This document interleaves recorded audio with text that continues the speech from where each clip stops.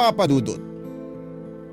Magandang araw po sa inyo. Ako po si Leonora, 40 years old at isa po ako sa mga matinding tagahanga ninyo dito sa Cebu. Palagi ko po kayong pinakikinggan sa radyo at maging sa internet tuwing alas 12 ng hapon.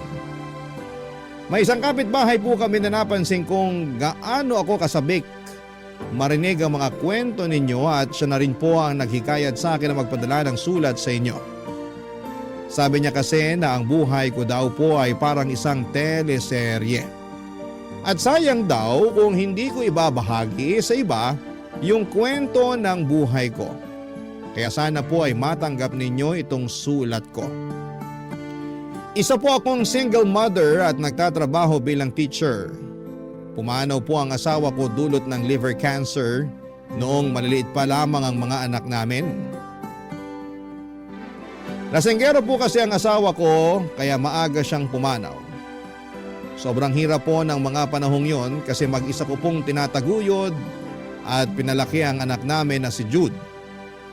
Noong maliit pa si Jude ay palagi akong humihingi ng tulong sa mga kamag-anak ko para bantayan siya. Habang nagtatrabaho ako pero nang lumaki na ang anak ko ay natutunan at nakasanayan ko ng pagsabayin ang pagiging abala sa trabaho at pagiging isang ina at ama. Pero aminin ko po na may mga pagkakataon na talagang nahirapan ako, lalo na noong magkokolehiyo na ang anak ko. Dahil maliban sa pagkapilyo ng anak ko, pero kahit mahirap ay gagawin ko pa rin ang lahat para makapagtapos ang anak ko. At ang kinuha ni Jude ay Bachelor of Science in Marine Transportation o yung kurso ng mga seaman. Sobrang saya ko po talaga na napag-aral ko si Jude. Ngunit may mga pagkakataon po na nagiging pasaway si Jude. Imbis na mag-aral ay mas madalas siyang magbulakbol at makipag-inuman. Isang gabi nag-alala po ako nang hindi pa umuwi si Jude. Final exam po niya kinabukasan ng gabing yon. Kaya't nagtataka ako kung bakit wala pa siya sa bahay. Naisip ko po na baka nagbubulakbol na naman siya o di kaya ay nakikipag-inuman. Kaya dali-dali akong pumunta sa maliit na sari-sari store na ilang hakbang lang ang layo sa bahay namin. Noong nakarating na po ako doon ay hindi ako nagkamali kasi nakita ko po si Jude. Nakasama ang mga kaibigan niya at nakikipag-inuman pa.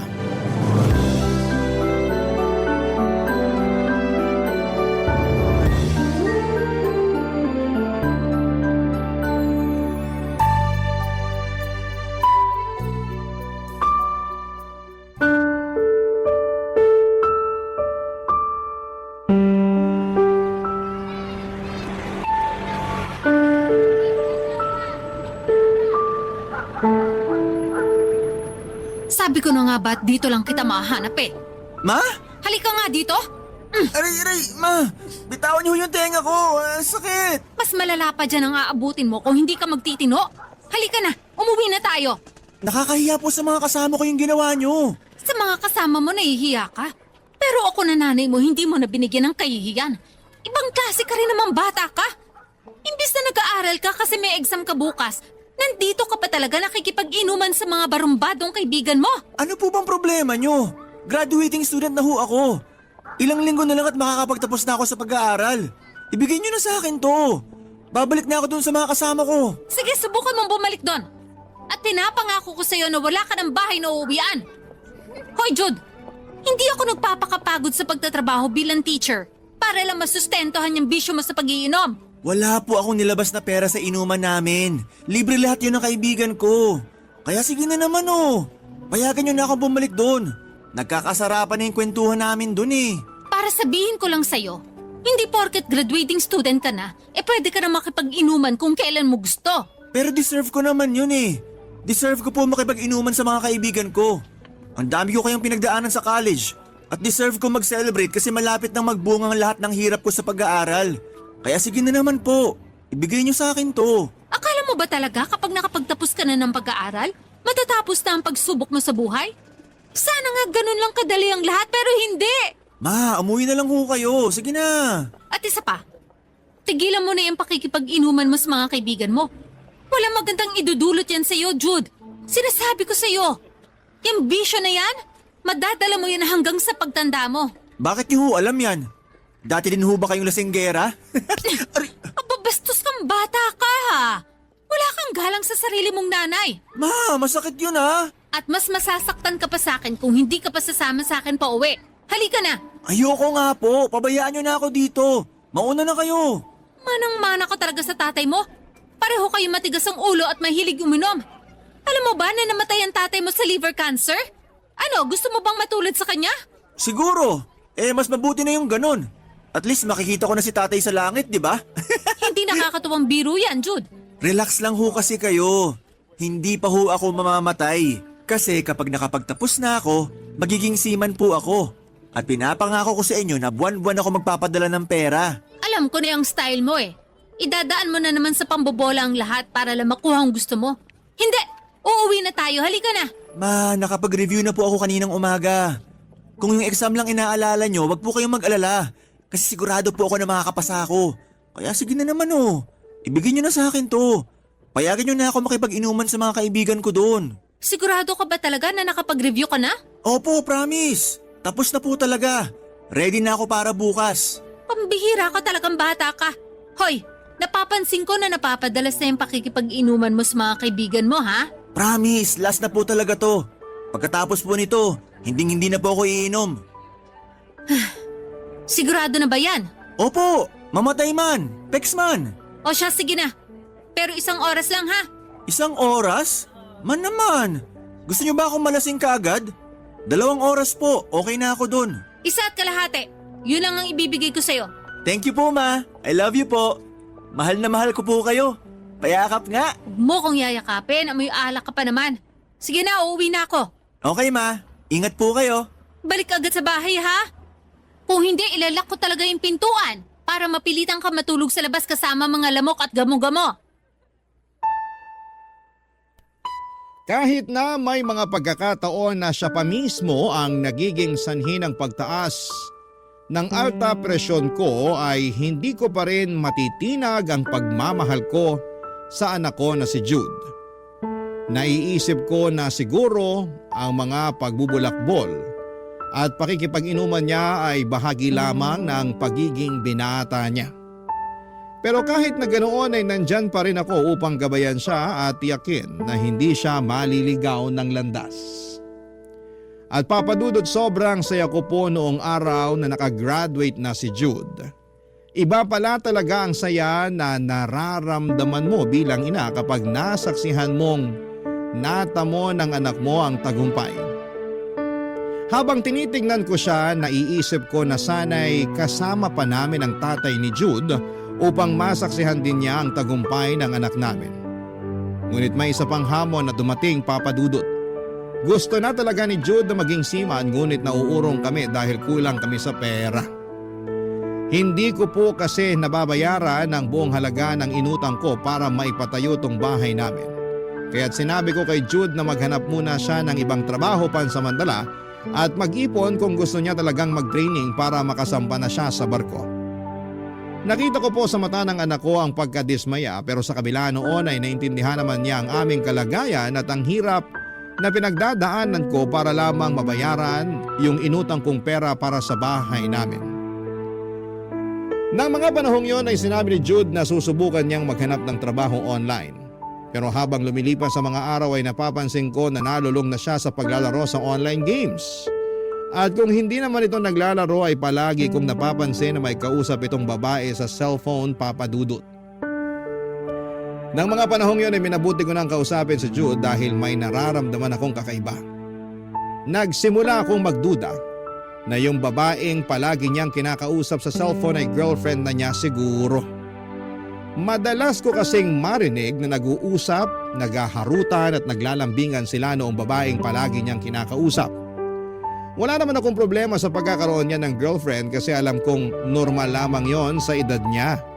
At bilang isang binata ay may karapatan siyang magkaroon ng karelasyon.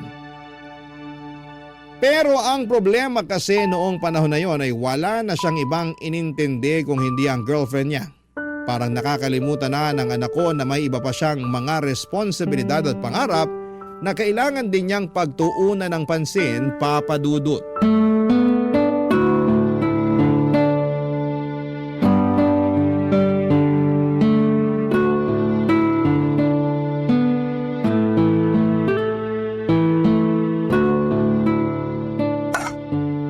Ayan, luto na yung kanin.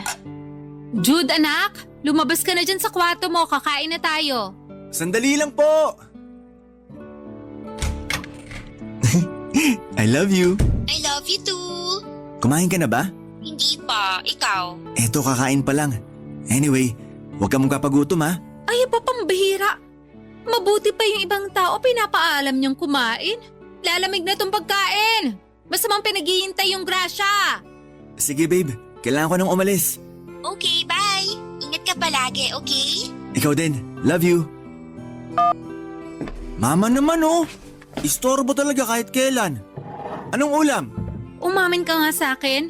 May girlfriend ka na ba? Ha? Ako? Nako, wala po. Huwag ka nang magkaila.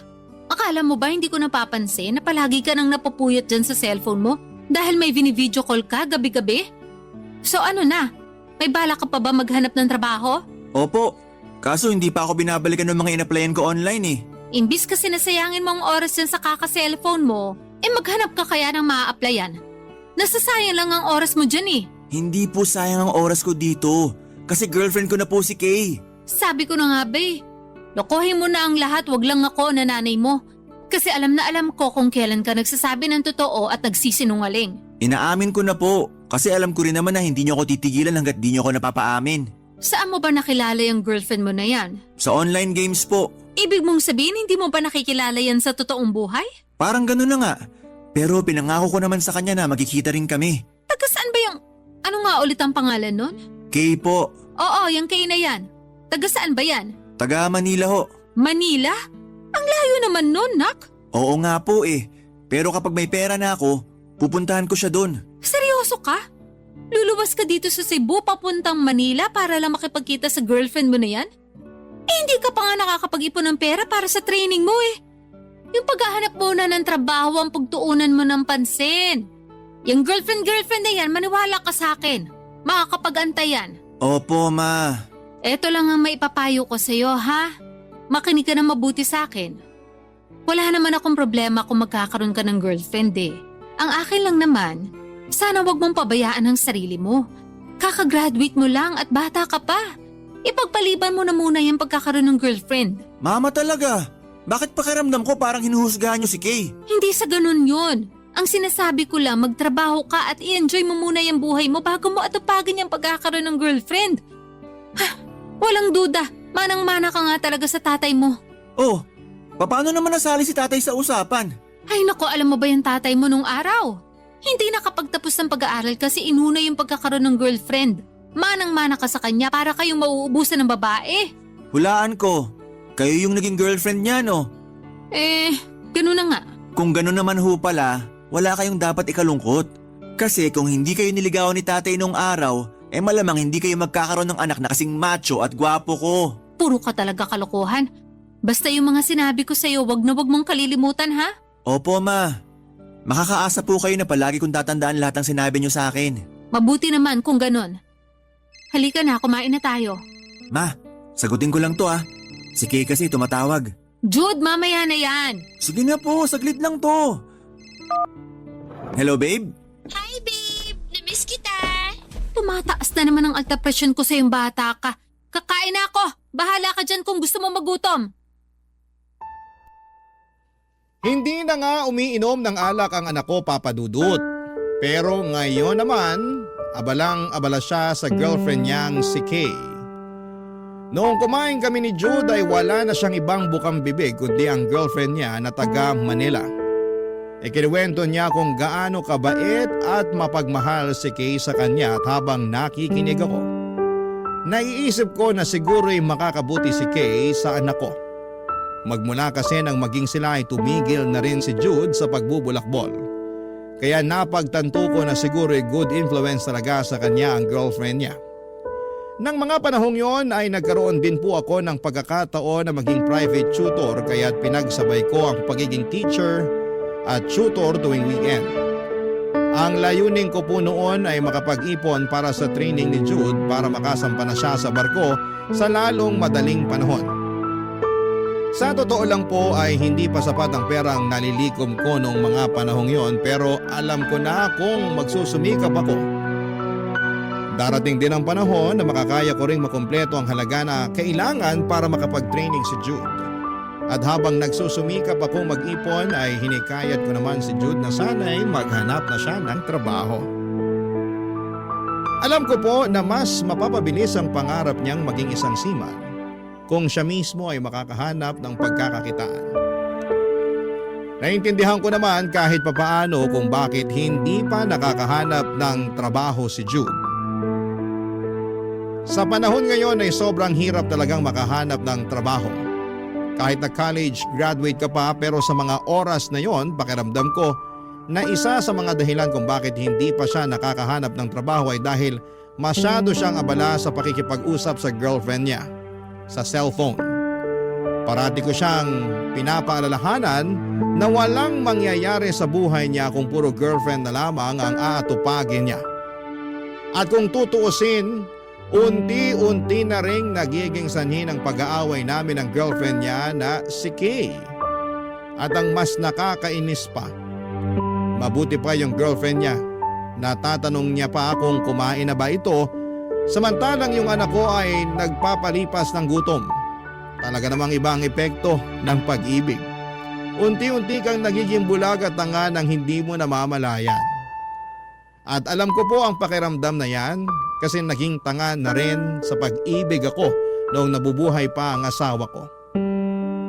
Kahit lasenggero ang tatay ni Jude ay hindi ko siya nagawang hiwalayan. Kasi ang nasa isip ko noon, Papa Dudut, ay mahal na mahal ko siya. Barangay Love Stories. Barangay Love Stories. Maliban sa girlfriend ng anak ko na si Kay, ang isa sa mga naging sanhi ng mga hindi pagkakaintindihan namin ay yung hindi pa siya nakakahanap ng trabaho din. Sa mga panahong yon ay mas naging malinaw na sa akin na si Jude talaga ang may problema. Kasi habang tumatagal ay mas lalo lamang siyang naging abala sa girlfriend niya. Isang araw ay sobrang nainis na po ako sa anak ko at nauwi na sa matinding away ang pag-uusap namin kasi ipinamukha ko na talaga sa kanya na nagsusumikap akong mag-ipon para makapag-training siya bilang isang seaman. Pero siya wala siyang ginagawa para matulungan ang sarili niya at tuparin ang mga pangarap niyang makasampa sa barko. Ang hirap naman kasing tulungan ng isang tao na hindi kayang tulungan ang kanyang sarili. At ang sa akin lamang po, Papa Dudut, mas mapapadali at mas mapapabilis ang pangarap niyang makapag-training kung tutulungan niya akong mag-ipon kasi para din naman sa kanya ang lahat ng ito. Lumipas sa mga linggo at hindi kami nagkibuan ni Jude. Lumabas lamang siya sa kwarto para kumain, pagkatapos noon ay nagkukulong na siya sa kwarto niya. Sobra po akong nanlumo para sa anak ko kasi hindi ko siya pinagtapos ng kolehiyo para lamang maging tambay sa bahay. At isang gabi ay nagulat na lamang po ako na walang sumagot noong tinawag ko si Jude para kumain. Noong binuksan ko ang kwarto niya ay nagulat po ako nang makita kong wala na siya. At pati ang lahat ng gamit niya ay nawawala na rin. At ang pinakamalala pa sa lahat ay nung binuksan ko ang tukador ay napansin ko rin na nawawala na yung perang inipon ko para sa training niya. Papa Dudut. Sobrang sakit po ng loob ko noong mga panahong yon. Para po kong hihimatayin sa galit at nerbiyos dahil sa ginawang paglalayas at pagnanakaw ng sarili kong anak sa akin. Kaya't noong araw na yon ay minabuti ko pong tawagan si Jude upang marinig ko mula sa kanya mismo ang buong katotohanan.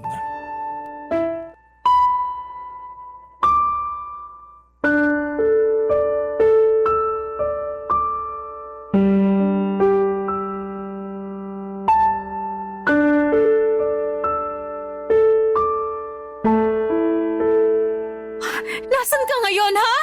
Ba't wala na yung mga gamit mo sa kwarto? Ma, I'm sorry. Ilang linggo na rin po kasi tayo di nag-uusap. Kaya hindi na ako nagkaroon ng chance para sabihin to sa'yo. Pero luluwas na po ako papuntang Maynila. Ngayon na po yung flight ko. At anong ginamit mong pambayad sa ticket mo? Yung pera sa tokador? Diyos ko naman, Jude! Pinaghirapan ko yung perang yun para makapag-training ka. Nang sa ganon, makasampa ka na sa barko sa lalong madaling panahon. Pero kulang na kulang ho yung perang naipon nyo para sa training ko. At isa pa, wag po kayong mag-alala. Kasi nangako na sa akin si Kay na tutulungan niya ako makapag-training. Doon na rin ako sa Maynila mag-training. Pambihira ka naman eh.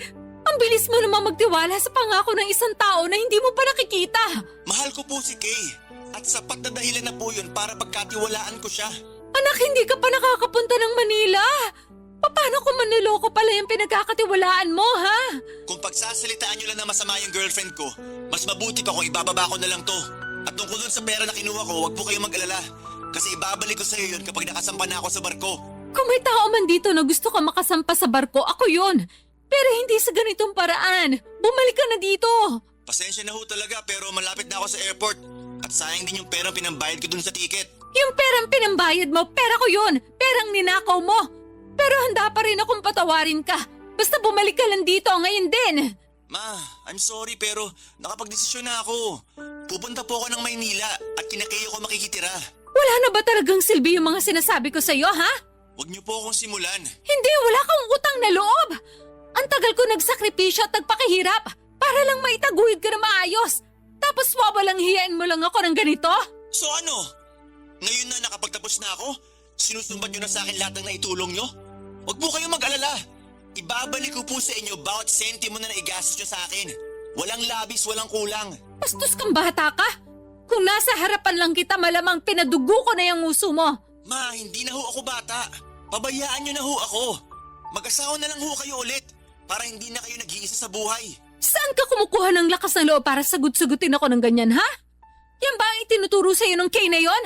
Ang tinuro sa akin ng girlfriend ko ay dapat marunong ako manindigan. Lalo na kung alam kong nasa tama ako. At ano yung tama? Yung layasan at pagnakawan mo ako? Kayo din naman kasi. Ilang linggo niyo akong hindi kinibunang dahil kay Kay. Para lang po sabihin ko sa inyo, sariling kagustuhan ko po na kausapin si Kay araw-araw. Wala pong pumipilit sa akin. Hoy, wag mo akong babalik ta rin. Paano mo ako nagawang layasan at pagnakawan, ha? Jude, hindi mo alam kung gaano kasakit tong ginagawa mo sa akin ngayon. Basta, ayoko mabulok dito sa Cebu. Ma, nasa tamang edad na po ako para makapagsimula ng bagong buhay. Napaka-ingrato mo.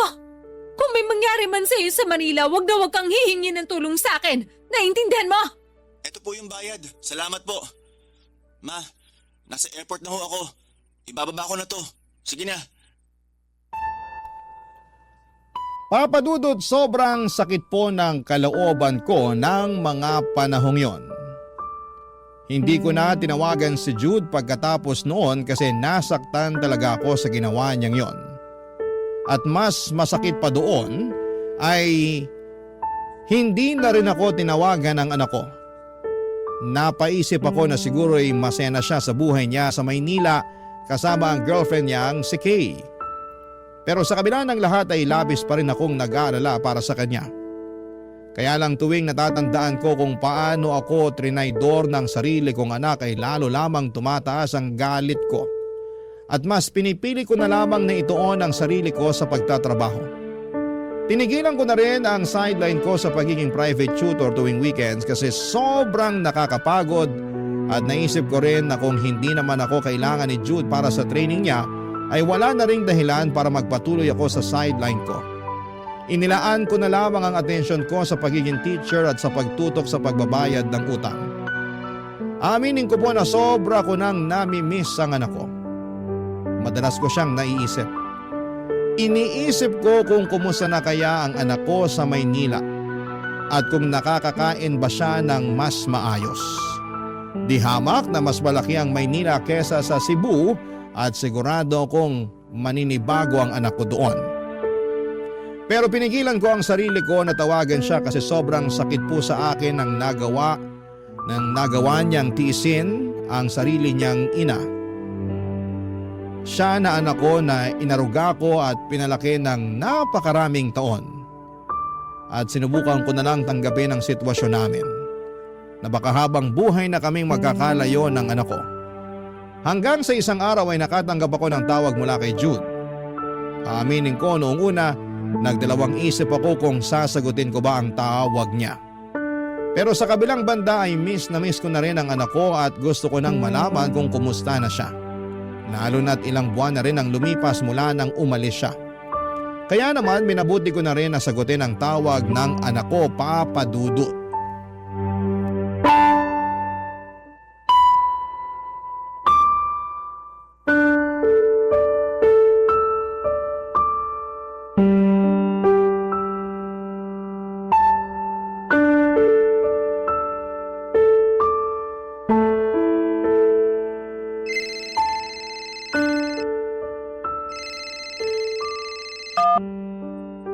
Hello?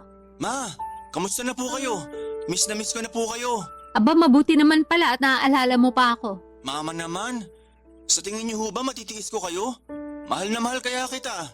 Magpapatawa ka ba? Wala akong naramdaman na pagmamahal nung sinugod-sugot mo ko. At ang mas malala pa niyan, ngayon ka lang nagparamdam sa akin. Sorry na po talaga. Kakapalan ko na po yung mukha ko. Kailangan ko po ng tulong niyo. O bakit? Napaano ka? Ma, ayoko na po dito. Gusto ko na pong umuwi dyan. Naaalala mo pa ba yung sinabi mo sa akin dati? Yung ayaw mong mabulok dito sa Cebu? Opo, alam ko. Pero kasi, minamaltrato ako ni Kay dito sa bahay niya. Paano minamaltrato? Hindi niya tinupad yung pangako niya sa akin ha. Tutulungan niya ako makapag-training para makasampa ako sa barko. Tapos, ginagawa niya lang akong alipin dito sa bahay nila. Ako nag-aasikaso sa lahat ng gawaing bahay. Ipit na po ako. Wala akong ibang kakilala dito sa Maynila. At hindi ko alam kung paano ako makakatakas o makakaalis dito. Seryoso ka ba sa mga sinasabi mo? Eh, yung ipong ko na nakuha mo, yun na muna ang gamitin mo para makabalik ka dito. Hiniram po ni Kay yung natitirang pera ko. At hindi niya pa ako nababayaran. Hoy Jude, umamin ka nga sa akin. Prank ba to, ha? Alam kong gawain niyo yan ng mga kabataan ngayon. Malilintikan ka na talaga sa akin, sinasabi ko sa'yo. Ma, sandali lang. Babalikan kita. Hoy, sino yung kausap mo ha? Sabihin mo nga sa akin, may babae ka ba? Ano? Saan na naman ang galing yan? Paano naman ako mabababae? Wala naman akong kakilala dito sa Maynila maliban sa'yo. So sino yung kausap mo sa cellphone ha? At bakit mukhang balisa ka dyan? Nanay ko yung kausap ko. Pero wala na, binaba ko na. Sandali lang, saan ang kagaling yun? May naaamoy akong sunog. Hala, nakalimutan ko yung sinaing. Mahal, I'm sorry. Sorry talaga. Sandali, papatayin ko lang yung stove. Alam mo, ikaw, napaka-bobo mo talaga. Naturingan ka pa namang college graduate pero tatanga-tanga ka. Sayang yung tuition fee na pinabayad ng nanay mo para lang mapag-aral ka. Sumusobra ka na, ha? Alam mo, matagal na kita pinagtitiisan. At tinanggap pa rin kita kahit hindi mo tinubad yung pangako mo sa akin na tutulungan mo ako makapag-training para makasampa ako ng barko. Training? Hindi ka nga marunong magsaing eh. Ngayon lang naman ako nagkamali, ah. Kung tutuusin, araw-araw ko nililinis tong bahay mo. At ako rin gumagawa sa lahat ng gawaing bahay dito. So ano, nagre-reklamo ka? Eh di lumayas ka, walang pumipigil sa'yo. Paano ko lalayas? Ni hindi mo pa nga ako binabayaran sa perang hiniram mo sa akin. At isa pa, wala na akong matatakbuhan. Kasi wala akong ibang kakilala dito sa Maynila. Hoy, bakit naman kita babayaran? Ako ang bumibili ng groceries at nagbabayad sa lahat ng gastusin dito. Wala kang ang ambag eh. At yung perang hiniram ko sa'yo, kulang na kulang pa yun sa lahat ng nagastos ko dito sa bahay. Alam mo ba na dumoble yung gastos ko sa kuryente at tubig simula nung tumira ka dito, ha? Alam mo ba yun? Malamang wala kang alam kasi utak biya ka. Nakakasakit ka na, ha? Sige, sagarin mo na. Bobo? Tanga? Ano ba? Tama na, naririndi na ako sa'yo. Ay, magsaing ka na lang ulit kasi nagugutom na ako. Siguraduhin mo lang na hindi ka napapalpak ha. Dahil kung hindi, tatamaan ka na talaga sa akin. Naintindihan mo? Anak, girlfriend mo ba yun? Opo. Ma, parang awa niyo na. Padala niyo na ako ng pera para makalis na ako dito at makabalik na ako dyan sa atin sa Cebu. Diyos ko, paano ba yan?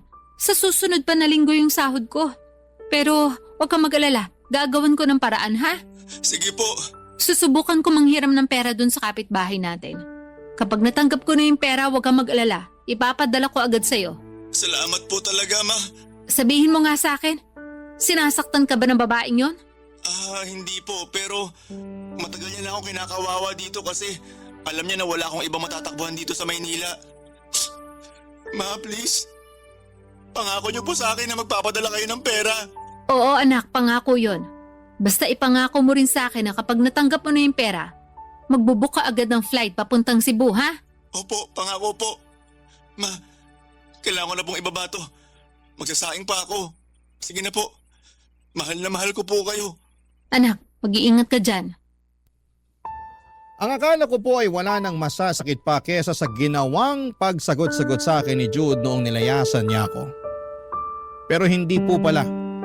Mas masakit yung marinig mong minamaltrato at kinakawawa ang anak mo at wala kang magawa para protektahan siya. Bilang isang nanay ay ramdam ko ang takot at kaba ng anak ko. Lalo na't nasa isang syudad siya kung saan ay wala siyang kakilala at naninibago siya sa kanyang paligid at ang tanging tao na pinagkakatiwalaan niya ay nagawa pa siyang insultuhin at abusuhin. Kaya't hindi ko na po pinatagal ang sitwasyon. Agad akong lumapit sa kapitbahay namin para makahiram ng pera at sa awa ng Diyos, pinahiram ako ng pera ng kapitbahay namin. Ang totoo po niyan, Papa Dudut, ay medyo mahal ang tiket noong panahong yon kasi biglaan. Alam niyo naman po kapag biglaan ang pagbubuk ng tiket sa eroplano ay mas mahal ang presyo. Pero sa mga oras na yon, ang pinakamahalaga sa akin ay matulungan si Jude na makauwi at tuluyan nang makaalis sa kalunos-lunos na sitwasyon niya sa girlfriend niya. Noong pinadala ko na ang pera kay Jude ay sobrang tuwa niya at dali-dali niyang binuk ang tiket.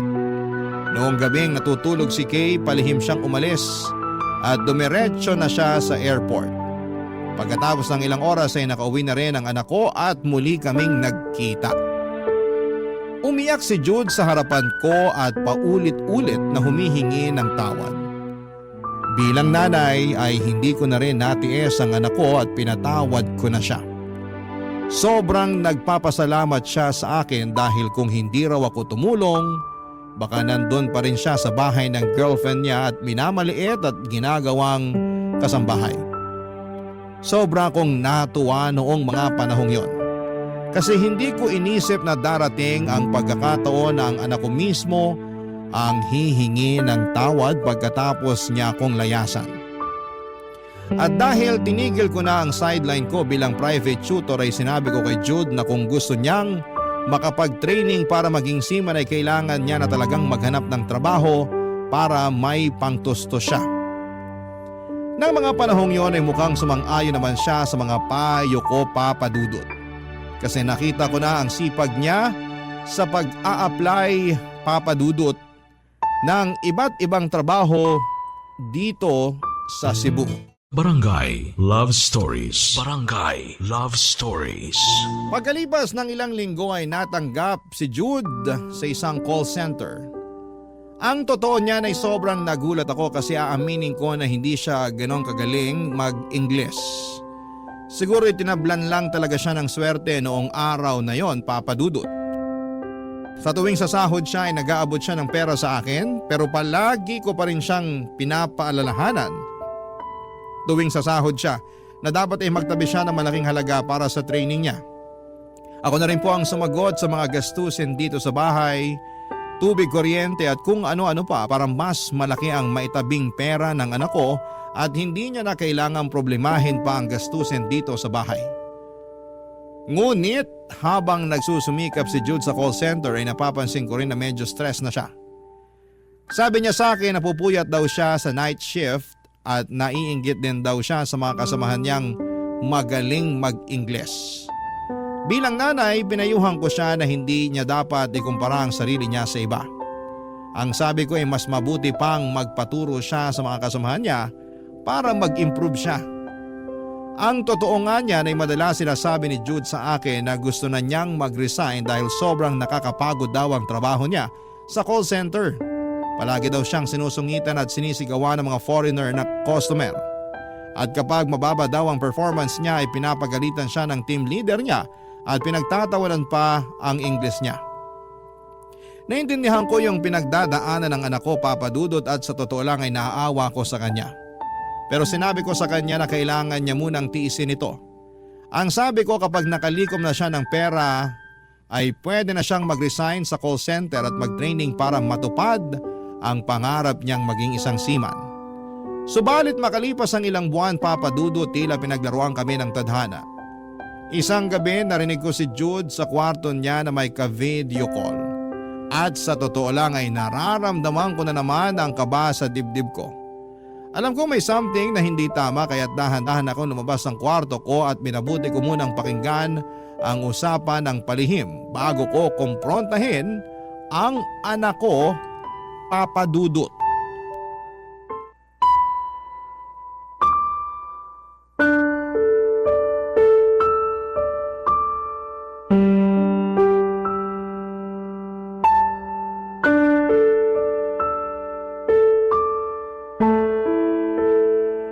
Miss na kita, babe. Ako din. Nga pala, yung perang hiniram ko sa'yo noon, naipadala ko na pala sa account mo, ha? Dinagdagan ko na rin ng sobra kasi alam kong matagal ko nang hindi nabayaran yun. Thank you talaga ah. Malaking tulong yun kasi sa susunod pa ako na kinsena sa sahod ulit. Ano ka ba? Wala yun. Nga pala, sorry talaga sa nagawa ko sa'yo noon, ha? Stress na stress lang kasi ako sa trabaho ko noon bilang virtual assistant. Yung client ko kasi ang daming pinapagawa sa akin. Kaya ikaw tuloy yung napagbuntungan ko. Sorry. Okay na yun. Ang totoo nga niya, naiintindihan kita. Kasi stress na din ako sa trabaho ko ngayon. Yung mga customer ko sa call center palagi nagmumura tapos karamihan sa kanila ang susungit. Mismo, naiintindihan kita sobra. Ganyan na ganyan yung nararamdaman ko sa kliyente ko. Nga pala, nasabi mo na ba sa mama mo yung tungkol dun sa napagkasunduan natin? Hindi pa nga eh. Naghahanap pa ako ng tamang tiyempo para sabihin sa kanya. Siguro bukas ko na lang sasabihin. Oo, tama yan. Mas mabuti kung mas maaga mong sasabihin sa kanya. Kaya nga eh. Nga pala, nasan yung mama mo? Naririnig niya ba tayo? Naku, huwag ka mag-alala. Sigurado akong tulog na yun. Mag-headset ka kasi sa susunod para walang nakakarinig sa atin. Jude, Ay, sige na. Tatawagan na lang ulit kita mamaya. Bye. Naman! Akala ko po ba tulog na kayo? pamilyar sa akin ang boses ng babaeng yon. Si Kay ba yon? Opo. Bakit mo pa ba siya kinakausap? Nakalimutan mo na ba lahat ng ginawa ng babaeng yun sa'yo? Humingi na siya ng tawad sa akin. At isa pa, binayaran na niya yung utang niya sa akin. Kakarating lang nung pinadala niyang pera. Eto po, tingnan niyo. Dinagdagan niya pa ng additional na 4,000. Wala akong pakialam. Huwag mong sabihin sa akin na pinapatawad mo na yung babaeng yun. Jude, sinasabi ko sa'yo. Putulin mo na yung ugnayan mo sa kanya. Ma, ang totoo niyan, nagkabalikan na ho kami. Ano? Ay, bata ka. May balak ka bang patayin ako sa galit? Araw-araw po siya nagchat-chat at nagte-text sa akin. Ramdam na ramdam ko po yung sensibilidad niya sa paghingi ng tawad sa akin. Nasisiraan ka na ba talaga ng bait?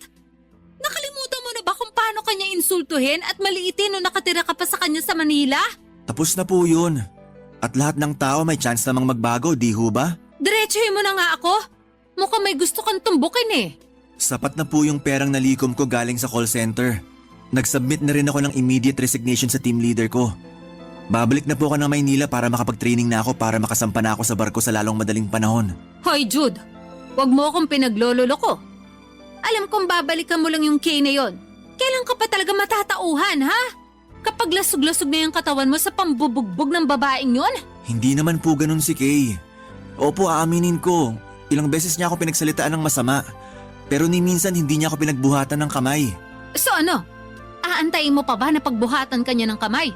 Jude naman, gamitin mo naman yung utak mo. Ang mga taong katulad ni Kay, dapat hinihiwalayan at iniiwasan. Bakit si tatay noon hindi niyo hiniwalayan? Di ba ang sabi niyo sa akin, lasinggero si tatay noong nabubuhay pa siya? Kung ganon, bakit mo siya pinagtiisan? Iba yung sitwasyon namin ng tatay mo. Kahit lasinggero yon, ni minsan hindi niya ako pinagsalitaan ng masama. Imposible! Sigurado ako may nagagawa na di kaaya-aya si tatay sa inyo tuwing nalalasing siya. Ayaw niyo lang talagang aminin. Wala kang alam sa mga nangyari sa amin ng tatay mo. Mismo, ma! Wala akong alam kaya malay ko ba kung nagsisinungaling lang kayo? Sawang-sawa na ako dyan sa tabas ng dila mo. Gusto mong bumalik na Manila? Sige, Sandali lang!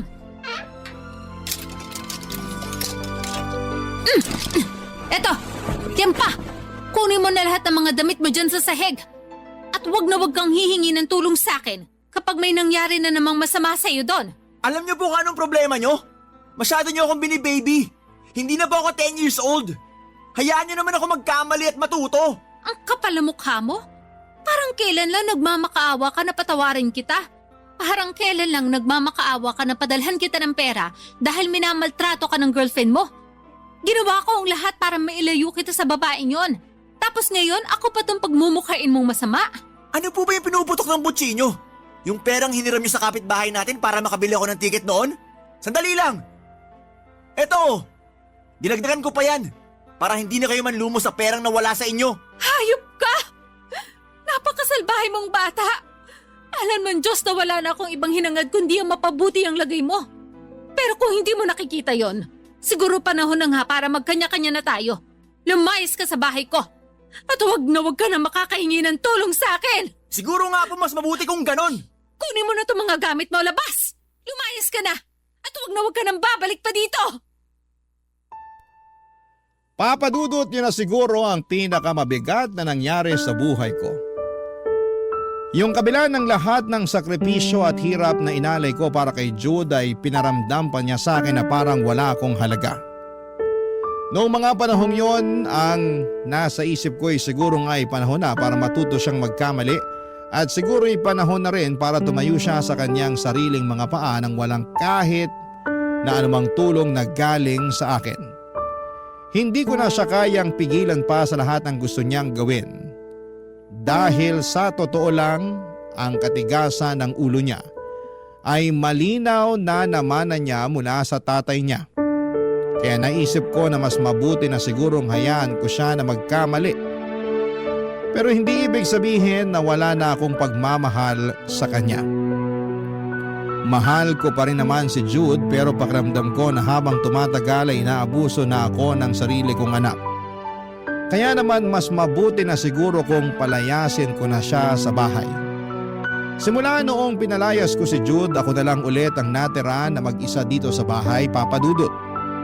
Lumipas sa mga buwan na trabaho-bahay lang talaga ang routine ko. At nakikipagtsikahan na lamang ako sa kapitbahay para kahit papaano ay mawala ang lungkot ko. Isang araw habang nag-i-scroll ako sa Facebook ay nakita ko at napag-alaman ko na nakapag-training na pala si Jude para maging seaman at ilang linggo na lang ay sasampa na siya sa barko. Sobra akong natuwa, Papa Dudut, dahil matutupad na rin niya ang pangarap niya at pangarap ko para sa kanya. Pero ang problema nga lang, ni minsan ay hindi man lang ako kinausap ni Jude. Kaya makalipas ang ilang buwan ay minabuti ko makipag-ugnayan sa isa sa mga kaibigan niya sa Facebook. Doon ko nalaman ang isang bagay na sobrang kumirot sa puso ko. Ang allotment na kinikita ni Jude bilang seaman ay napupunta lahat sa girlfriend niyang si Kay. At ang sinabi sa akin ng kaibigan ni Jude na yung anak ko daw mismo ang nagbigay ng written authorization para gawing alati yung jowa niya. Ang totoo niyan ay wala akong pakialam sa pera. Pero ang masakit sa akin ay yung ipinamumukha ni Jude na mas mahalaga pa sa kanya ang girlfriend niya kesa sa akin na nanay niya. Para po akong sinuntok sa dibdib ng mga panahong yon. Nang paulit-ulit pero tinanggap ko na lamang ang katotohanan at nagpatuloy sa buhay ko. Nang mga panahong yon ay nalungkot ako sa natuklasan ko tungkol sa allotment at doon na rin ako nagsimulang tumutok sa Barangay LS. Naging bahagi na ng buhay ko ang pakikinig sa Barangay LS sa inyo, Papa Dudut. At kahit papaano ay nakakatulong po talaga ang mga kwento ng sender ninyo na pagaanin ang bigat na nararamdaman ko. Lumipas ang mga buwan at wala pa rin namang nagbago sa routine ko. Pero isang araw habang nakikinig ako ng radyo ay nagulat ako nang may kumatok sa pinto ko kahit wala akong inaasahang bisita o dadalaw sa akin ng mga araw na yon, Papa Dudut.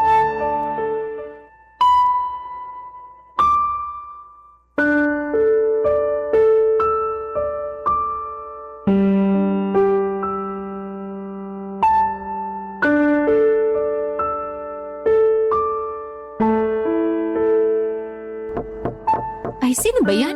Wala naman akong inaasahang bisita. Sandali lang, nandyan na. Ma, Anong ginagawa mo dito? tapos na po yung kontrata ko sa barko. At iniwan ko na rin po si Kay. Magkakasama na ulit tayo. Miss na miss ko na po kayo. Pwede po ba kitang yakapin? Hindi. Huwag mo akong mahawakan. Nawala ka ng 1 taon, Jude. At sa loob ng 1 taon na yon, hindi ka man lang nagparamdam sa akin. At ang pinakamasaklap pa doon, napag-alaman ko pa sa kaibigan mo sa Facebook na sa girlfriend mo na pupunta ang lahat ng allotment mo. Ang totoo niyan, wala naman akong pakialam sa allotment mo eh. Kasi pera mo naman yon, pinaghirapan mo yon. Yung sa akin lang, ang sakit-sakit. Kasi pinaparamdam mo sa akin na mas may halaga pa yung girlfriend mo kesa sa akin na nanay mo. I'm sorry. Please, patawarin niyo na po ako. Alam mo ba na araw-araw kong ipinagdadasal na sana ligtas ka? Masaya ako para sa iyo nung nakita ko sa Facebook na nakasampa ka na sa barko sa wakas. Pero ni minsan, hindi nawala yung pag-aalala ko sa iyo. Pero hindi mo naman malalaman yon kasi wala ka namang pakialam sa akin. Pero nandito na po ako. Hindi ko na po kayo iiwan. Ngayon sabihin mo sa akin, bakit ka pa bumalik dito, ha? Hindi ba't sinabi mo noon sa akin na ayaw mong pinakikialaman kita? Kung ikaw nakalimutan mo na ang lahat ng mga sinabi mo sa akin noon, pues ako naaalala ko pa. At hanggang ngayon, damang-dama ko pa rin ang sakit na pinaranas mo sa akin noon. Ma, niloko ako ni Kay. Nangako siya sa akin na yung perang pinapadala ko sa kanya, ipapatayo niya ng negosyo. Pero, napag-alaman ko lang na pinagpalit niya na ako sa iba. At talagang yung babae na yun ang una mong pinuntahan nung natapos ang kontrata mo. Ibang klase ka rin naman talaga, ano? Ilang beses kitang binalaan tungkol sa babaeng yun, Jude. Yung panloloko sa akin ni Kay, matatanggap ko ba yun? Pero ang hindi ko po matatanggap ay yung tuluyan na mawasak ang relasyon ko sa inyo. O bakit? Sino bang sumira? Hindi ba't ikaw? Umalis ka na, Jude.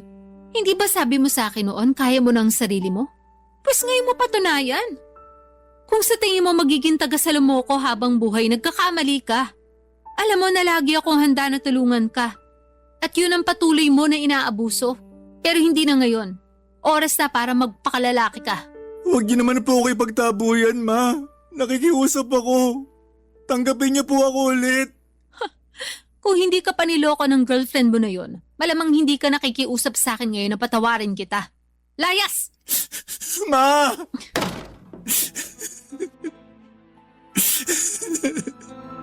Hindi po ako aalis dito hanggang hindi niyo po ako pinapatawad.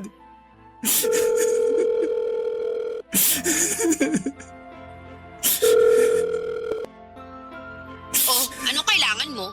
Kay, parang awa mo na. Ibalik mo na sa akin yung pera ko. Kahit kalahati man lang para makapagsimula ako ng bagong buhay. Anong perang pinagsasasabi mo? Hoy Jude, ipapaalala ko lang sa'yo ulit ha. Ako yung gumastos sa training mo bago ka nakasampa ng barko. Utang na loob mo sa akin yun. Ang kapal ng mukha mo. Pinaghirapan ko yung kinita ko sa pagiging seaman. Pinagkatiwalaan kita, Kay. Pero anong ginawa mo? Yung pera na para sana sa negosyo natin, ginastos mo lang sa lalaki mo. Ang tagal mo kayang nawala. Siyempre bilang babae, may mga pangangailangan din ako. Wala kang kasing sama. Ano bang akala mo? Nagbakasyon at nagpapakasarap ako sa barko? Aba malay ko. Babalik ako ulit yan sa Maynila. At kukunin ko sa iyo yung perang kinuha mo sa akin. Wala ka nang babalikan dito, Jude. Magsasayang ka lang ng oras, lumipat na ako ng bahay. Walang hiya ka. Kakasuhan kita. At anong ikakaso mo sa akin? Hoy, ipapaalala ko lang sa'yo ulit ha. Yung pagpapadala mo ng pera sa akin, may written authorization mo yun. Wala akong nilalabag at legal lang lahat ng yun. Sige na, ibababa ko na to at ibablock na rin kita. Goodbye. Hello, Kay? Kay! Ah! Ma, buksan niyo to. Kausapin niyo naman po ako, parang awa niyo na. Patawarin niyo na po ako. Kailangan ko po ng gabay niyo. Kailangan ko ng pagmamahal niyo. Mahal na mahal ko po kayo.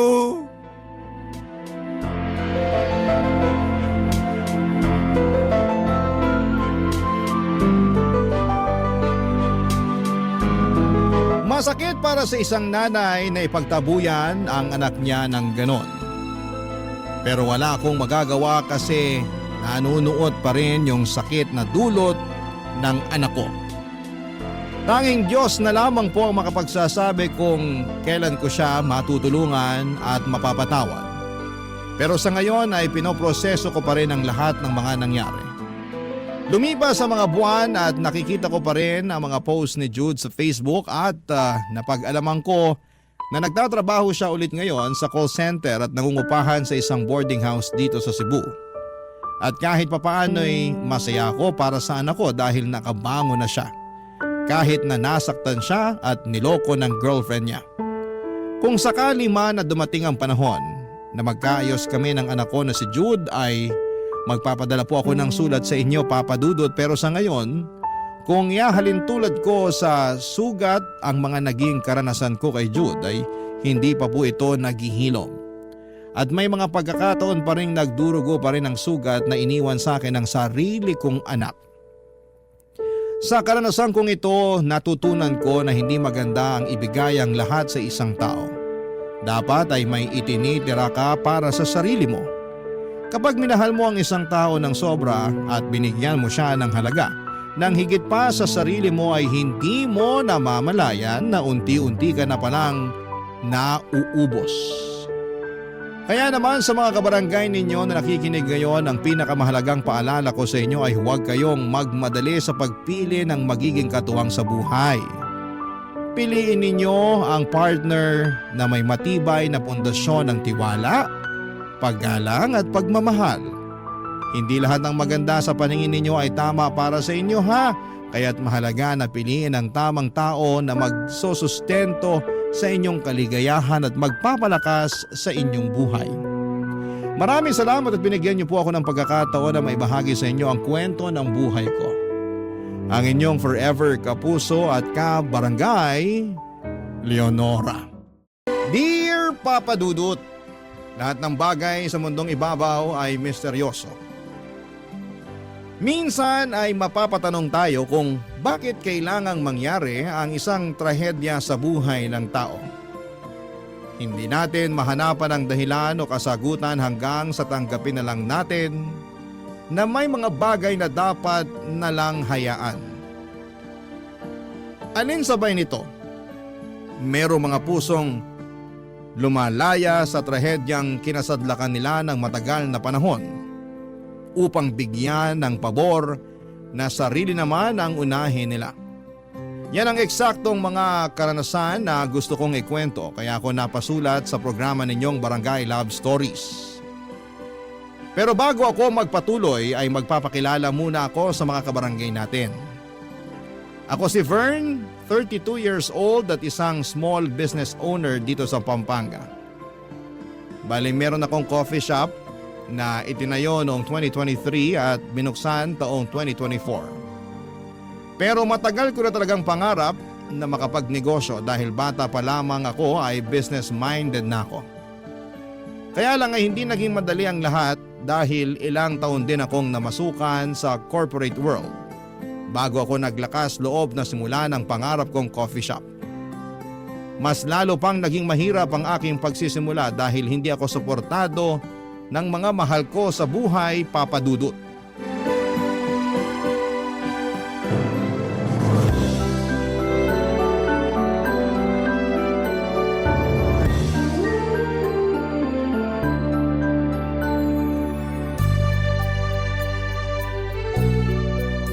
Anong sinabi sa'yo ng mga magulang mo nung nagdesisyon ka magtayo nitong kapihan mo? Na marami na raw pong gumagawa nito rito sa Pampanga. Tsaka wala naman daw pangalan tong kapihan ko kaya hindi raw magiging mabenta. Sobra naman sila. Sinabi niyo pa. Pero buti, tinuloy mo pa rin. Ay opo. Matagal ko na rin kasing pangarap magtayo ng negosyo eh. Kaya nga nagsikap ako nun sa pagtatrabaho sa opisina at nag-ipon ng sapat na kapital para masimulan yung pagtatayo nitong shop. Nag-aral din ako ng pagbabarista para ako mismong humawak sa negosyo ko. Pero hindi ko naman po kaya lahat kaya kumuha ako ng ilang tauhan na makakatulong ko. Sila ba hindi mo mga kamag-anak? Yung mga tauhan ko po? Oo. Naku, hindi po. Mahirap na pagka mag-anak ko kinuha ako hindi nga nila ako sinusuportahan. Sa bagay pero grabe naman pamilya yan. Ewan ko po ba? Siguro hindi naman lahat ng pamilya katulad ng pamilya ko. Malas lang talaga ako. Mahirap talaga pag hindi tayo suportado ng pamilya natin o malalapit na kamag-anak. Lalo na naniniwala ako na malaking bagay yon para lumakas loob natin na gawin ang bagay na gustong-gusto nating gawin. Basta hindi yun masama. Pero meron talaga mga bagay sa mundong ito na hindi natin mapipilit. At kahit anong gawin natin wala talagang mangyayari. Medyo matagal bago ko natanggap yan, Lo. Pero ngayon okay na ako. Okay na nga ba? Apektado pa rin po kasi gusto ko sana kasama ko yung pamilya ko sa mahalagang milestones ng coffee shop ko. Kaso wala Alam mo, pag nagtagumpay itong shop mo, baka unti-unti ka nilang makita at mapasabi sila na sana sinuportahan ka nila nung una pa lang. Nako, kung magiging close ulit kami ng dahil doon, wag na lang. Kasi ibig sabihin, sa hirap wala sila pero sa tagumpay ko bigla silang magpapakita. May tawag doon, pagiging sipsip. Tumpak! Pero kahit na anong mangyari, suportahan ka man o hindi ng pamilya mo o ng mga taong malalapit sa buhay mo magpatuloy ka pa rin. Hindi ka naman nag-iisa Merong mga tao sa paligid mo na kahit hindi mo kaano-ano, pero siyang tunay na pumapalakpak sa tagumpay mo. Katulad ko, panatiko ako ng kapihan mo ito. Sobrang saya ko na tinayo mo yung negosyo na to kasi hindi ko na kailangan lumayo sa bahay namin para makapagkape. At makahanap ng date spot nyo ni Lola Darcy. Hala, oo nga. Anong oras na ba't wala pa si Darcy? Mag-alas 4 pa lang naman po ng hapon. Dumarating siya eksaktong 4:15 Pati ba naman yun orasan mo? Naobserbahan ko lang po. Magaling na bata. Mahilig mag-obserba. Pero curious lang po. Ano yun? Bakit hindi nyo nalang daanan si Lola sa kanila para sabay na kayong pumunta rito? Magkaiba kasi daanan namin pauwi. Kaya nag-usap na lang kami na magkikita rito sa ganitong araw. Pero nakakatuwa kayo kasi nagde-date pa rin kayo ni Lola, no? Espesyal sa akin si Darcy. At masaya ako kasi nagkita kami ulit kahit mahabang panahon na ang lumipas. At kahit na naging malupit yung kapalaran sa amin dahil hindi kami nagkatuluyan sa buhay na to nananatili pa rin na may puwang siya sa puso ko. At ganun din naman ako sa kanya. Pero sa ngayon hindi na namin iniisip yung bagay na yon. Ang gusto na lang namin ay magkwentuhan at magtawanan habang nagkakapit kumakain ng paborito naming tinapay mula rito sa shop mo. Papadudot si Lolo Roy ang kauna-unahang kong customer simula nang buksan ko ang aking coffee shop business.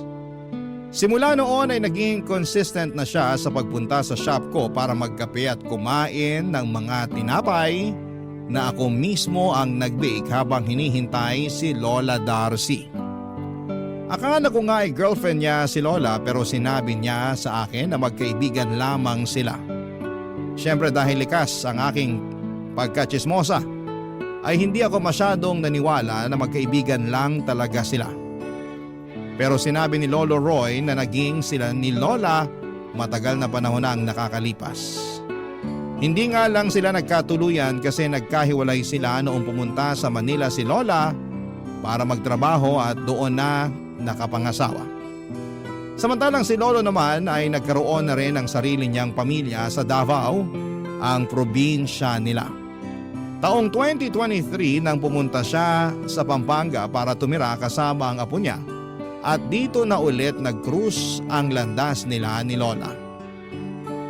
And for some reason, aaminin ko na iba't ibang emosyon ang nangibabaw sa akin ng mga panahong pinakikinggan ko ang kwento ni Lolo Roy.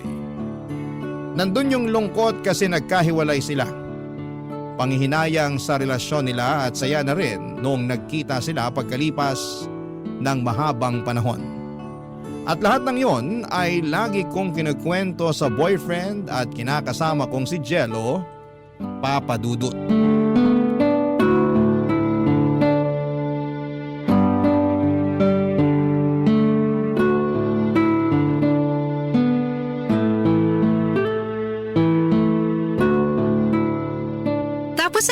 nga. Malungkot na masaya yung reunion nila lolo at lola, di ba? Ayos lang. Anong ayos lang? Ayos lang, as in okay lang. Dapat ba ulit-ulitin ko pa? Hindi ko naman pinaulit-ulit ah. Nagtanong lang ako kung bakit yan lang masasabi mo sa haba ng kwento ko. Anong magagawa ko kung yun lang talaga yung masasabi ko? Ano ba ang gusto mo? Humagulgol ako dito kasi natouch ako dun sa kwento ng dalawang matandang yon. Huwag mo naman silang pagsalitaan ng ganyan. Hindi lang sila basta matatanda. Customer ko rin sila. At di lang basta customer, kundi loyal customers. Wala akong pakialam. Basta para sa akin matatanda na sila na may kwento na madrama. Bakit hindi nila ipasa sa radyo kaya sa TV yung kwento nila? Baka sumikat pa. Hindi naman yan ang intensyon ni na lolo at lola kaya kinuwento nila sa akin yung nangyari sa buhay nila. Tsaka ako naman yung nagtanong. Alam mo, napaka-chismosa mo rin no? Pakialamera ka ng buhay ng may buhay. Chismosa oo, pero hindi ako pakialamera sa buhay ng may buhay. Tsaka bakit ka ba ganyan magsalita sa akin? Hindi mo ba nagigets yung point ko rito? Obvious ba? Hindi ko gets. Anong klaseng point ba yung sinasabi mo kasi? Ay, ewan ko sa'yo, Jello. Bakit ba bigla-bigla ka na lang nagagalit dyan nakikipagkwentuhan lang naman ako sa'yo? Sinasabi ko lang yung nangyari sa araw ko kasi hindi mo man lang makuhang tanungin. Sa hindi ako interesado Nung sabi mo? Ang sabi ko, hindi ako interesado. Tsaka istorbo ka sa pagpapahinga ko. Bigla-bigla kang lalapit sa akin tapos yayakap ka, dadaldalin mo ako ng kung ano-ano. Nakakainis. Di naman ako interesado sa mga kinukwento mo. Ay, alam mo mabuti pa magluto ka na lang ng makakain natin. Ha? Ano, bingi na? Paulit-ulit ka talaga. Hindi, pero seryoso ka? Kararating ko lang dito sa apartment natin galing sa shop tapos paglulutuin mo ko? Oo, nagugutom ako Hindi ka ba kumain kaninang hapunan? Kumain ako pero konti lang. Tsaka wala akong makain masarap Alam mo naman di ako marunong magluto. Kaya nga dapat aralin mo na kasi kawawa naman ako kung ako pa rin ang magluluto para lang sa'yo. Pagod din ako. Mas doble pa ngayon dahil nakalive yung isa kong tauhan. Kaya ako rin yung sumasalo sa trabaho niya. Pati ba naman yan, poproblemahin ko pa? Hindi ko naman sinabing problemahin mo. O bakit sinabi mo pa? Para maintindihan mo nga na pagod ako. Sus, ayaw mo lang magluto kasi tamad ka. Dinadahilan mo pa na pagod ka. Di ba trabaho ng mga babae na magluto para sa mga lalaki? Bakit nagre-reklamo ka dyan? Alam mo, hindi ko na rin problema na nagugutom ka. Kung ayaw mo magluto ng sarili mong pagkain, wala na akong pakialam doon. Pagod nga ako at hindi mo yun naiintindihan, di ba? Kaya hindi ko rin naiintindihan yung gutom mo, lintik ka. Buti pa makalis na nga. O teka, saan ka pupunta? Sa banyo, mag-half bath. Paano ako? Hindi mo ako pagluluto? Magluto ka nun. Kaya mo na yan, malaki ka na O kung gusto mo, umorder ka na lang para makakain ka ng masarap. Wala akong pera. Alam mo namang wala akong trabaho Bigyan mo na lang ako ng pera ako nabibili ng pagkain ko. Ewan ko sa'yo. Sige na, wag ka na puro reklamo dyan. Fine, basta manahimik ka na lang dyan. Yan ang gusto ko sa'yo madali kang kausap. Makahanap na nga ng mga order online. Ano kayang masarap?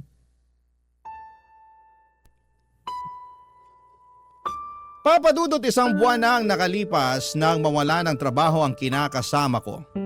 Pero matagal na rin kaming magkasintahan at magka-live-in ni Jello. 7 taon na rin kaya alam kong hindi ko deserve ang trato niya sa akin lalo na nagkukwento lang naman ako ng nangyari sa buong araw ko. Ang saya-saya ko pa noon pero sinira lamang niya dahil sa init ng ulo. Ang sakit din noong tinawag niya akong chismosa at nakikialam sa buhay ng ibang tao samantalang hindi naman yon ang katotohanan. Papadudot alam ko sa sarili ko na mahal ko si Jello pero minsan ay napapatanong ako kung mahal niya ba ako dahil sa trato niyang yon sa akin. Hindi naman kasi yon ang unang beses na ganon niya ako pinakitunguhan. Kung ilalarawan ko ang personalidad ng boyfriend ko, masasabi ko papadudot na meron talaga siyang ugali. Hindi lang sa katamaran niya sa bahay na mas lumala kasi alam niyang ako ang babae at responsibilidad kong gawin yon kahit na pagod ako maghapon. Nag-iiba rin ang ugali niya pag gutom pero pinapalagpas ko yon dahil mahal ko siya. Kaso papadudot imbes mawala o mabawasan ang pagod na nararamdaman ko noon, ay mas lalong bumigat ang aking pakiramdam sa tuwing kasama ko siya. Papa Dudut. Barangay Love Stories. Barangay Love Stories. Papa Dudut, alam ko na iba-iba ang tao. Lahat tayo ay may kanya-kanyang kagalingan sa mga bagay na ginagawa natin at para sa akin, pagnenegosyo talaga ang gustong-gusto kong gawin. Pero katulad nga ng kinuwento ko kay Lolo Roy noon ay hindi lahat sa pamilya ko ay sinuportahan ang plano kong pagtatayo ng coffee shop. Nakakalungkot kasi sila pa naman ang inspirasyon ko kaya nagsisikap ako sa buhay pero noong nagsikap na ako, para sa aking sarili ay bigla na lamang silang nawala. Dismayado rin ako dahil hindi rin ako suportado ng boyfriend ko. Prinangka naman niya ako na hindi raw talaga magandang ideya ang pagtatayo ng negosyong coffee shop, lalo at marami ang kakompetensya. Saka kakampi rin siya ng pamilya ko sa pangongonsensya sa akin dahil sinayang ko raw ang pinaghirapan kong magandang posisyon sa dati kong pinapasukang kumpanya kapalit ng negosyong walang kasiguraduhan.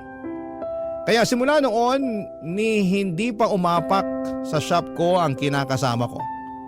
Personal choice naman niya yon at hindi ko naman siya pinagbabawalan, Papa Dudut.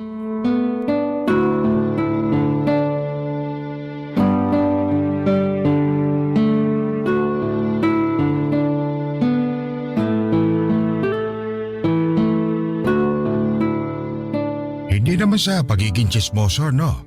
Pero katulad mo naobserbahan ko lang din ako. Ano po yan, Lo? Kung hindi ka kasi masyado dedikado at seryoso sa ginagawa mo rito sa kapihan mo, malungkot ka naman dyan. Katulad ngayon, kanina ko pa napapansin na parang mabigat yung pakiramdam mo. Ay, tama po kayo. Malungkot po ako at mabigat ang pakiramdam ko. Ano ba nangyari? Baka gusto mo ikwento sa akin para kahit papano gumaan-gaan naman yung dinadala mo. Ay, makikinig ako. Sige po. Total, wala pa naman masyadong customer. Tsaka may tiwala po ako sa inyo na baka mapayuhan niyo ako kung anong dapat kong gawin. O kung meron pa ba akong dapat gawin. O sige, maupo ka na muna dyan. Sige po. Tungkol na naman ba sa pamilya mo? Hindi po. Tungkol po sa boyfriend at live-in partner ko. Nagkaroon po kasi kami ng kaunting pagtatalo. Kaunti nga lang ba para maapektuhan ka ng ganyan? Hindi nga po siguro konti kasi kung ganun, kaya ko namang palagpasin. Pero dumadalas na po kasi yung mga away namin. At sobrang bigat po talaga sa loob. Lalo na't hindi naman siya marunong mag-sorry. Kung ano-ano pang masasakit na salita ang sinasabi niya sa akin, na pinalalagpas ko lang. At kinakalimutan ko kasi mahal ko siya. Ay nako, nalinti ka na. Bakit po?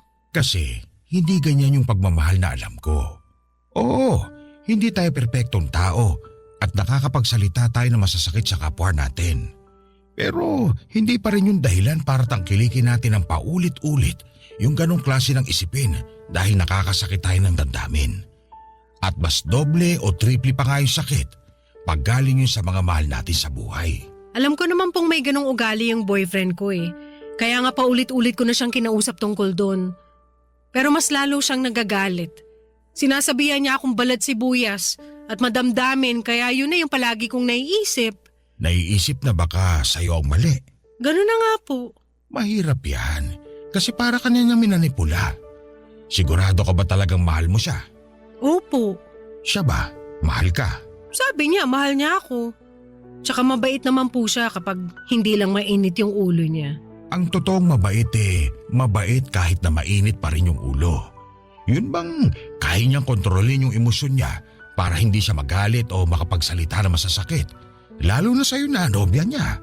Ewan ko pero nakakalungkot lang kung ganyan ka tratuhin ng nobyo mo. Para kasing wala na siyang respeto sa'yo. Naisip ko na rin po yan, pero hindi ko naman magawang hiwalayan kaya tinitiis ko na lang. Bakit ginagawa mo yung sa sarili mo? Matagal na po kasi kami. Siguro, nangihinayang lang ako sa ilang taon naming magkasama. Tsaka pag naghiwalay kami, sigurado natatama rin na ako makipagkilala ulit. Kaya hahayaan mo na lang na manatili ka sa ganyang klase ng tao at relasyon. Kung oo, mag-isip-isip ka ulit kung talagang mahal mo lang siya o may kasama na rin pagpapakatanga yung pagmamahal mong yan sa kanya. Baka isipin mo ulit ng 1,000 beses kung ganyang klase ng lalaki ba yung gusto mong makasama habang buhay at maging tatay ng mga anak nyo. May kasabihan nga na hindi mapipili ng mga anak kung sino magiging tatay nila. Pero kayong mga babae, pwede niyong piliin kung sinong lalaking gusto niyong maging tatay ng mga anak ninyo. Naniniwala ako na ang pagrespeto hindi lang binibigay sa isang tao kapag nasa relasyon kayo. Dapat pareho niyong binibigay yan sa isa't isa. At kapag respeto na yung nawala, ibang usapan na yan. Papadudot, aaminin kong gumaan ang loob ko matapos naming makapag-usap ni Lolo Roy. Hindi ko na nga lang namalayan na naiyak na ako sa labis na lungkot at frustration na bitbit ko sa personal kong buhay. Alam ko na dapat isinantabi ko yon, lalo at nagtatrabaho ako, pero buti na lamang at hindi ako hinusgahan ni Lolo. Nagkataon na kaunti pa lang ang tao noon sa coffee shop, kaya nabigyan kami ng pagkakataon na makapag-usap. Pagkatapos akong alukin ni Lolo Roy matapos niya akong aluhin ni Lolo Roy, ay siya namang pagdating ni Lola Darcy at dagsa ng ibang mga customers. Kahit nakakapagod itaguyod ang negosyo ko, ay masayang-masaya naman ang puso ko. Kapag nasa coffee shop ako ay at abala sa aking sarili sa paggawa ng kape at pag-aasikaso ng mga customers, pakiramdam ko ay buong-buo ang aking pagkatao. At kahit na minsan hindi pare-pareho ang kita sa araw-araw, ay walang kaso yon dahil meron talagang araw na matumal at araw na malakas. Sa huli kumikita pa rin ang shop at nakakaraos kami. Kaya lang kahit na anong positibo ng pananaw ko sa buhay kapag nasa coffee shop ako, ay unti-unti naman naglalaho ang lahat ng yon kapag umuwi na ako sa nirerentahan naming apartment ni Jello, Papa Dudut.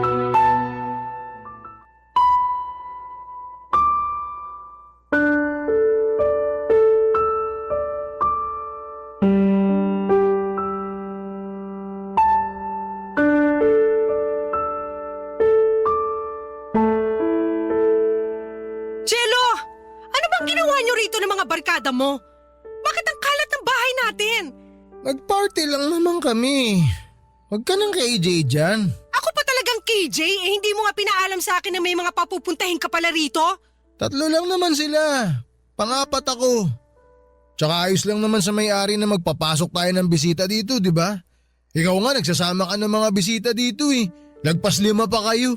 Oo, pero hindi kami nagiinuman at nagkakalat dito. Nag-party nga kasi kami. May party ba na hindi makalat? Wala ka na ngang trabaho, nakuha mo pa mag-party? Uy, nakaka-insulto yun ha. Ano, pag walang trabaho, hindi na pwedeng maging masaya? Hindi naman sa ganun pero… Okay, sige. Magsabi ka ng totoo. Anong pinambili mo ng mga ininom nyo? Sila na bumili ng mga kakainin tsaka iinumin eh. Sagot ko na raw yung venue. At dito pa talaga sa bahay natin? Bakit ba ang init-init ng ulo mo? Wala naman kaming ginawang masama dito sa bahay ah. Hindi pa ba masama yung sangdamakmak na kalat na iniwan nyo sa sala at kusina? May nag-iwan pa na bukas na gripo dun sa banyo kaya umaapaw na yung tubig. Diba? Pinag-usapan natin na magtitipid na tayo ng konsumo kasi ang taas ng bills natin. Umuo ka tapos hinayaan mo lang yung barkada mo na mag-aksaya ng tubig. O baka naman ikaw yung nakaiwan na bukas yung gripo sa banyo. Aminin mo na! Hoy, maghinay-hinay ka sa pagbibintang sa akin ha. Hindi totoo yan. Nanggaling na rin sa'yo na pinag-usapan na natin na magtitipid tayo. Hindi ako bobo. Kaya bakit ako mag-aaksaya ng tubig? Ewan ko na talaga sa'yo! Sumusobra ka na sa mga pinagkagagawa mo na ikaw lang ang nagdedesisyon! Sino na lang ba ako sa pamamahay na to? Ikaw naman, kailangan mo pa ba talagang tanungin kung sino ka? Ikaw ang girlfriend ko. Ikaw ang kasiyahan ko. Mahal na mahal kita. Halika nga, paalik nga ako. Huh? Layon mo nga ako! Ang baho mo! Huwag mo akong halikan! Bakit mo ako sinampal? Nilalambing ka na nga, nag-iinarte ka pa? Kung sampalin din kaya kita, ha?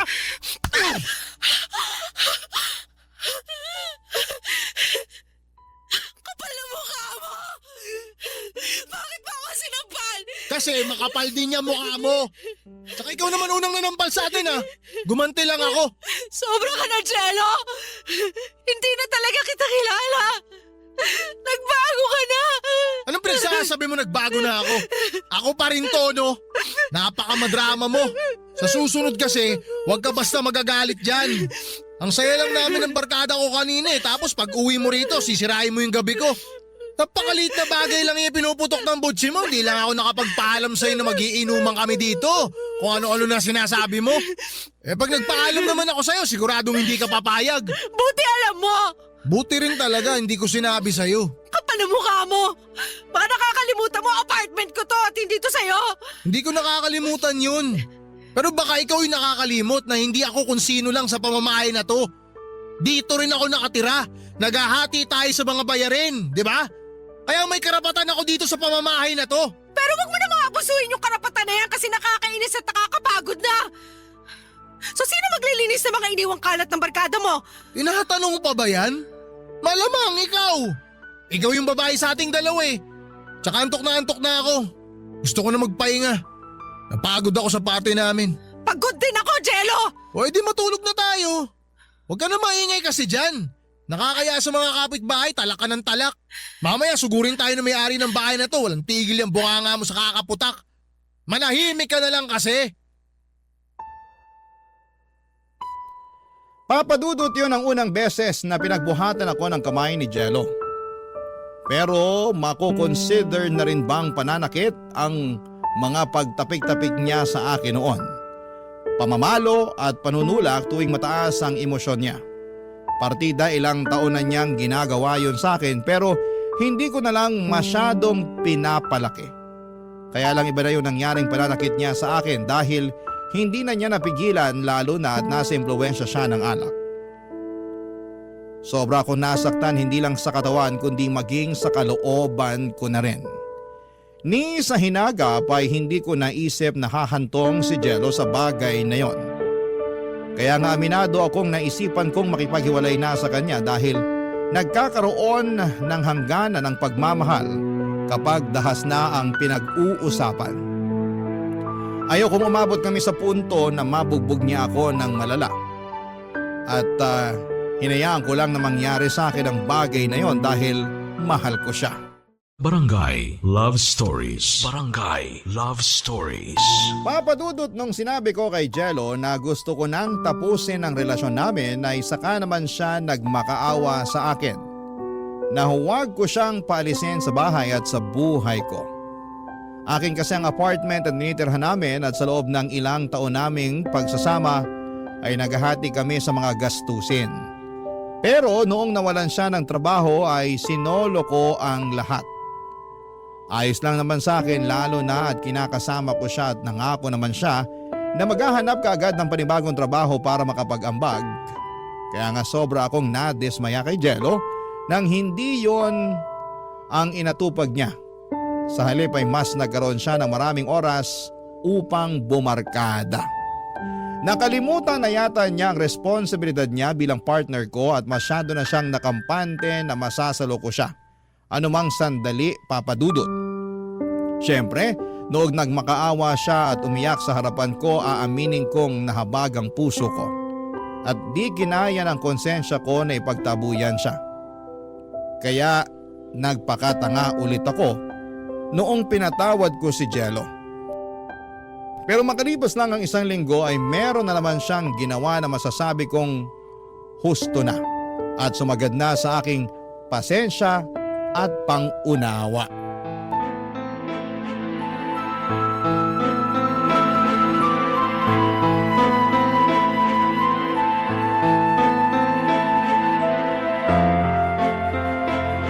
Hayop ka, Jello! Pinagkatiwalaan kita pero ninakawan mo lang ako! Tapos anong ginawa mo sa perang ninakaw mo sa akin? Pinagbabae mo! Napakasama mong tao! Vern, pasensya ka na. Nadala lang ako ng emosyon ko. Naudyokan ako ng mga baliw na barkada ko eh. Siguro nga may kasalanan sila pero nasa iyo pa rin naman yung desisyon at kusa sa mga bagay na ginawa mo. Kaya nga, pasensya ka na talaga. Nagkamali ako. Masyado ako naging gago, sorry. Buti alam mo! Pero sa tingin mo may magagawa pa yung paghingi mo ng pasensya? Tiwala akong sinira mo! Ninakawan mo ako tapos ng babae ka pa? Ang kapal na mukha mo! Alam mo ba kung gaano kasakit yon? Kasi kung hindi pa sasabihin ko sa'yo, ang sakit-sakit! Sobrang sakit! Napakasama mo! Hindi ko naman mahal yung babaeng yun eh. Ikaw yung mahal ko. Sa tingin mo maniniwala pa ako sa'yo? Kung mahal mo ako, hindi mo ako gagawa ng masama! Grabe ka naman magsalita. Alam mo sa tono mo para ako nakapatay ng tao ah. Huwag mo naman akong ganyanin. Aba, hindi mo na kailangan pumatay ng tao kasi sobra-sobra pa dun yung ginawa mo sa akin. Ipapaalala ko lang sa'yo ha, na ninakawan mo ko tapos pinambabae mo. Pero isang beses ko lang ginawa yun. Tsaka di naman ganun kalaki yung perang kinuha ko sa'yo ah. Anong hindi malaki? 10,000 yun. Hayaan mo, babayaran na lang kita pag nagkatrabaho ako. Bayaran mo talaga ako kasi ipapakulong kita. Vern naman, huwag mo naman gawin sa akin to. Hindi na natin kailangan umabot sa ganun. Magbabayad naman ako eh. Pangako yan. Isipin mo na lang na hiniram ko muna yung pera sa'yo. Iisipin kong hiniram mo? Para ipambabae mo? Ganon? Vern, hirap mo namang kausap eh. Wala ka na talagang hiya, no? Kasi kung meron hindi ka ganyan mag-isip at magsalita. Lumalabas sa parang sa ating dalawa, ikaw pa yung biktima? Eh, ikaw na nga yung nagloko. Bakit? Dahil desperado ka na kasi wala kang trabaho. Kaya wala kang pinagkukunan ng pera. Di ba? Oo, sige, desperado na akong desperado. O tapos ikaw ano? Sobrang nagpaka-busy ka dyan sa pesting negosyo mo. Kaya nawalan ka na ng oras sa akin. Anong sinabi mo? O ngayon magugulat ka. Nagsasabi lang ako ng totoo. Akala ko ba mahal mo ko? Mahal kita. Pero paano naman ako? May mga pangangailangan din ako bilang lalaki. Kaya hinanap mo sa iba, ganun ba? Oo, pero nagsisisi na ako. Kaya pasensya ka na talaga. Hindi ko naman sinasadya. Hindi ko matatanggap yung paghingi mo ng pasensya. Buti pa maghiwalay na tayo. Ayoko na makisama sa katulad mong manloloko. Vern, maawa ka naman sa akin oh. Saan ako pupulutin ito kung paalisin mo ako rito sa bahay natin? Bahay ko lang at wala na akong pakialam. Kung gusto mo, puntahan mo yung barkada mo. Total, mas mahalaga naman sila kesa sa akin, di ba? O di kaya makisama ka doon sa babaeng kinama mo ng isang beses at magsama na lang kayo. Ganyan mo na lang masasayangin lahat ng meron sa atin? Itatapon mo yung halos 7 taon na relasyon nating dalawa? Hindi ako ang nagsayang at nagtapon ng 7 taon nating relasyon, kundi ikaw! Kakayanin ko naman sigurong mabuhay nang wala ka eh. Kasi simula sa araw na to, hiwalay na tayo. Lumayas ka na sa pamamahay ko at huwag mo na rin subukan magmakaawa kasi hindi na magbabago ang isip ko. Vern, sorry na. Sorry talaga. Patawarin mo na ako. Pangako magbabagong buhay na ako. Maghahanap na ako ng trabaho. Hindi na kita pagtataksilan. Hindi na kita lolokohin, maniwala ka sa akin.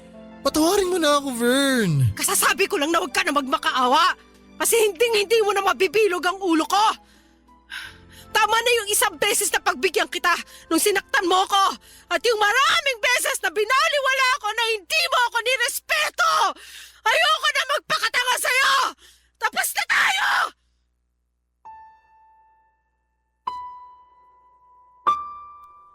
Papadudod, pinalayas ko na si Jello sa apartment ko at hindi na ako naawa sa kanya. Hindi niyo ako masisisi lalo at mas nanaig na sa akin ang matinding galit. Pasalamat nga siya kasi hindi ko na siya pinakulong. Pakonsuelo ko na lamang yon sa kanya lalo at wala naman siyang trabaho at pangpiyansa. Pero sobrang sakit sa puso at sama ng loob ang ginawa ni Jello nang mambabae pa siya. Napakakapal ng pagmumukha niya. Nangako siya sa akin na babayaran ng 10,000 na kinuha niya sa akin kaya hinayaan ko na lamang siya. Dahil sa breakup namin ay ilang araw din akong hindi pumunta sa coffee shop. Bali mga tauhan ko lamang ang nandoon at lagi nila sa aking binabalita na hinahanap daw ako nina Lolo Roy at Lola Darcy. Nag-aalala yata sa akin kaya nag-decide na akong pumasok at magbalik trabaho. Masaya naman ako at nalilibang sa ginagawa ko sa shop namin, Papa Dudut. Nakakalimutan ko ang problema pero bumabalik naman kapag umuwi ako sa aming apartment. dahil naaalala ko ang mga panahong magkasama kami doon ni Jello. Pero alam kong kailangan kong umusad at ituring na biyaya ang paghihiwalay namin. Dahil mabigat dalhin ang ganong klaseng tao sa isang relasyon. Noong pakaramdam ko ay unti-unti na akong nakakausad ay meron namang nangyari. 5 araw ding hindi bumisita sa coffee shop si Lolo Roy. At noong ika-6 na araw ay nakita ko siya na pumasok sa pintuan namin kaya masayang masaya ko. Tulad ng dati ay umorder si Lolo ng paborito niyang kape at tinapay tapos naupo siya sa pwesto na palagi niyang inupuan sa tuwing hinihintay niya si Lola Darcy. Naghintay doon si Lolo habang paminsan-minsan ay napapatingin siya sa kalangitan. Maya-maya ay narinig ko na lamang na humihikbi siya kaya nag-worry ako ng husto at dali-dali na siyang nilapitan.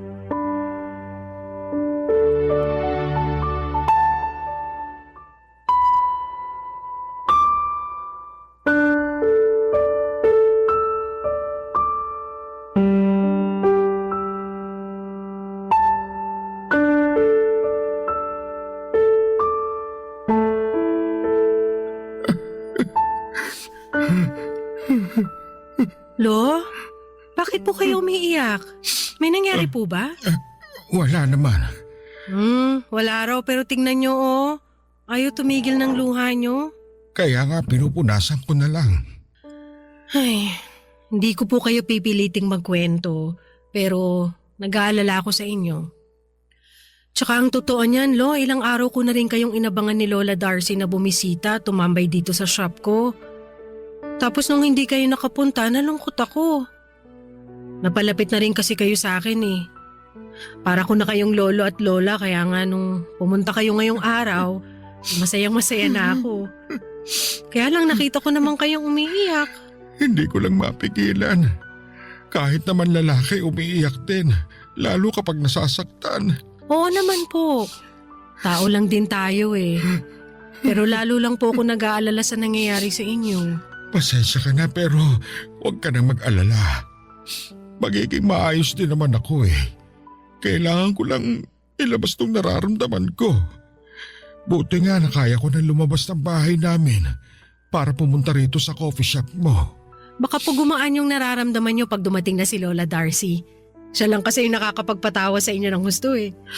Oo, siya lang nga. Pero hindi na siya makakarating po. Bakit hindi po siya makakarating, Lo? Kasi wala na siya. Pumanaw ng pinakamamahal kong si Darcy. Wala na si Lola? Yun din yung dahilan kaya ilang araw din ako hindi nakapunta rito. Wala akong lakas para lumabas ng bahay namin simula nung nalaman kong wala na si Darcy. Iyak lang ako nang iyak sa kwarto ko. Kaya alala sa akin yung apo ko. Pero wala naman akong magagawa. Hindi ko naman siya maaagaw pa sa kamatayan kung oras na rin niya talaga. Nabigla naman po ako sa binalita niyo. Pasensya na po, Lo. Okay lang. Parang ang bilis naman po nang nangyari. Parang ayaw po tanggapin ng utak ko na hindi ko na makikita si Lola. Medyo kinilabutan din ako. Hindi rin ako makapaniwala pero marupok ang buhay ng tao. At ayoko namang questionin yun. Lalo na alam kong nasa dapit hapon na rin ako ng buhay ko. Ano pong ibig niyong sabihin? Na anumang sandali, baka mawala na rin ako sa mundo. Huwag naman po muna, Lo. Wala na nga si Lola tapos pati kayo iiwan na rin ako. Hindi ko lang masabi kung ano ang pwedeng mangyari. Matagal na rin naman akong nabuhay sa mundong ito. At masasabi ko na kahit paano, nasulit ko naman. Malungkot lang talaga mabuhay kapag wala na yung taong mahal mo. Pero nandyan pa po yung apo nyo tsaka ibang pamilya na nagmamahal sa inyo. Pati ako nandito pa. Sabi ko nga para ko na kayong lolo at lola ni Lola Darcy, di ba? Malaki yung naitulong nyo sa akin. Lalo na kapag pinapayuhan nyo ko. Hindi ko nararamdaman na wala akong pamilya na nagmamahal sa akin dahil nandyan kayo. Alam ko na hindi natin hawak yung buhay pero sana piliin niyo pa rin mabuhay. Tatandaan ko yung sinabi mo. Salamat kasi gumaan kahit papaano yung loob ko. Mamimiss ko lang lalo talaga si Darcy. Wala na akong kakwentuhan at kaasaran pag nagkakape rito. Mamimiss ko rin po si Lola. At sana kung nasan man siya ngayon, masaya na siya at payapa ang puso niya. Yan din yung paulit-ulit kong hiling sa Diyos. At kahit na kinuha niya na sa akin si Darcy, nagpapasalamat pa rin ako sa kanya. Kasi binigyan niya kami ng pagkakataon na magkitang muli. Ay, pwede ba akong makisuyo sa'yo, Apo? Ano po yun? Pwede mo ba akong igawa ng paboritong kape ng Lola Darcy mo? Para kunwari, kasama ko pa rin siya ngayon na nagkakape. Kahit na alam kong wala na siya at hindi na babalik pa.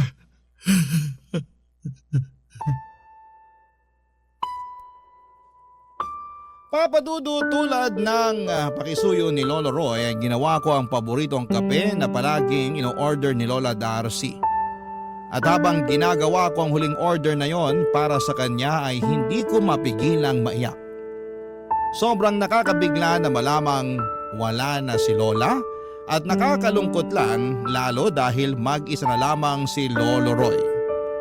Nang matapos kong gawin ang kape ni Lola ay ibinigay ko yon kay Lolo. Taimtim yung tinitigan ni Lolo at pakiwari ko ay umaasa pa rin siya na anumang sandali ay darating pa rin si Lola dahil naghihintay na ang kape niya. Pero lumipas ang mahabang oras at lumamig na rin ang kape niya ay hindi na talaga siya dumating pa. Nagpatuloy ang pagbisita ni Lolo Roy sa aking coffee shop kasama ang apo at mga apo niya sa tuhod. Masaya akong makita na nagbabanding sila.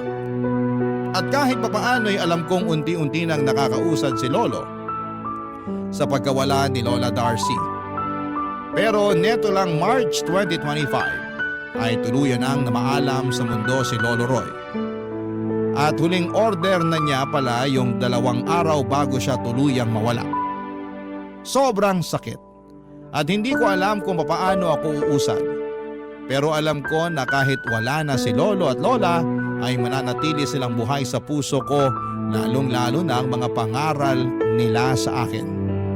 Sa kasalukuyan ay maayos ang negosyo ko at ganoon din ang aking disposisyon sa buhay. Malaki din po ang naitutulong sa akin ang programa ninyong Barangay Love Stories upang malibang ako kaya nag-decide ako na magpadala ng sulat sa inyong istasyon. Sana po ay maraming natuwa sa kwentong ibinahagi ko. Hanggang dito na lamang po ang sulat ko, Papa Dudut, at maraming salamat kung sakaling mapili niyo po itong i-ere. God bless and more power sa Barangay Love Stories. Ang inyong forever kapuso at ka-barangay, Vern.